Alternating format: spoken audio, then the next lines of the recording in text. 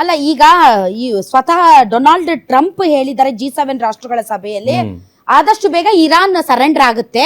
ಆಮೇಲೆ ಮೊಸ್ತಫಾ ಖಮೇನಿ ಈಗ ಕಾಲ್ ಕಟ್ಟಾಗಿದೆ ಆತನದ್ದು, ಆತ ಕೋಮಾದಲ್ಲಿದ್ದಾನೆ, ಆತನ ಹೊಟ್ಟೆಗೆ ಮತ್ತು ಲಿವರ್ಗೆ ಸಿಕ್ಕಾಪಟ್ಟೆ ಡ್ಯಾಮೇಜ್ ಆಗಿದೆ ಅಂತ.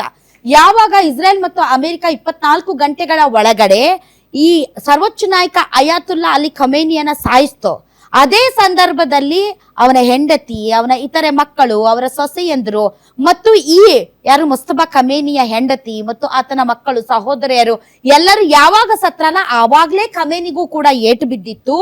ಆದ್ರೆ ಅದನ್ನ ಮುಚ್ಚಿಡಲಾಗಿತ್ತು. ಯಾಕೆ ಅಂದ್ರೆ ಇರಾನ್ ತನ್ನ ಅಂತಃಶಕ್ತಿಯನ್ನ ಕಳೆದುಕೊಳ್ಳುತ್ತೆ ಅನ್ನೋ ಕಾರಣಕ್ಕೆ ಅದನ್ನ ಮುಚ್ಚಿಡಲಾಗಿತ್ತು. ಮತ್ತು ಆತನಿಗೆ ಬಂಕರ್ನಲ್ಲೇ ಹಾಸ್ಪಿಟಲ್ ವ್ಯವಸ್ಥೆ ಮಾಡಿ ಅಂಡರ್ ಗ್ರೌಂಡ್ ಅಲ್ಲಿ ಆತನಿಗೆ ಚಿಕಿತ್ಸೆಯನ್ನ ಕೊಡಲಾಗ್ತಾ ಇತ್ತು. ಮತ್ತು ಇರಾನ್ ನಲ್ಲಿ ಸರ್ವೋಚ್ಚ ನಾಯಕನ ಸ್ಥಾನವನ್ನ ಕ್ಲೇಮ್ ಮಾಡಕ್ಕೆ ಅಥವಾ ಕುಳಿತುಕೊಳ್ಳಕ್ಕೆ ಯಾರು ರೆಡಿ ಇರ್ಲಿಲ್ಲ. ಸೊ ಒಳ್ಳೆ ಚಾಯ್ಸ್ ಖಮೇನಿಯ ಮಗ ಮೊಸ್ತಫಾ. ಹಾಗಾಗಿ ಮೊಸ್ತಫಾನನ್ನೇ ಸರ್ವೋಚ್ಚ ನಾಯಕನನ್ನಾಗಿ ಮಾಡಿಕೊಳ್ಳಲಾಯಿತು, ಅದನ್ನೇ ಜಗತ್ತಿಗೆ ಸಾರಲಾಯಿತು.